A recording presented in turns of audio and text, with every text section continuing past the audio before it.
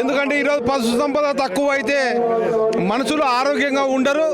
మనుషులు ఆరోగ్యంగా లేకపోతే వాళ్ళు సంపాదన మొత్తం కూడా ఆసుపత్రి పాలవుతుంది. అందుకే ఈరోజు ప్రభుత్వాన్ని విజ్ఞప్తి చేస్తున్నాం, పచ్చిక బయళ్ళను కాపాడండి, కాటమరాజు దేవాలయాలను కాపాడండి. కాటమరాజు ఏదైతే పర్యావరణం ప్రకృతిని పశు సంపదను కాపాడడానికి దిశానిర్దేశం చేశారో ఆ రోజుల్లోనే వాటిని కాపాడడానికి ఈరోజు ప్రభుత్వం నడుము కట్టాల్సిన పరిస్థితి ఎంతైనా ఉందని చెప్పి కాటమరాజు భూములను కొంతమంది అయితే కబ్జా చేయడం జరిగిందని కూడా తెలుస్తూ ఉంది. సో దాని మీద మీరు ఎట్లా చర్యలు తీసుకుంటున్నారు? ఖచ్చితంగా ప్రభుత్వానికి విజ్ఞప్తి చేయబోతున్నాం.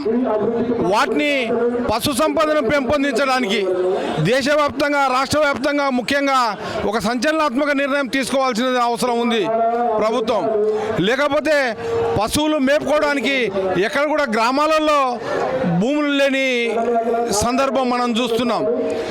వాటిని ఈరోజు ప్రతి గ్రామానికి ఒక 10 నుంచి 20 ఎకరాలు భూమి కేటాయించి పశు సంపదను పెంపొందించడానికి ప్రభుత్వం నిర్ణయం తీసుకోవాల్సిన అవసరం ఎంతైనా ఉంది అని చెప్పి ఈ సందర్భంగా తెలియజేస్తున్నాం.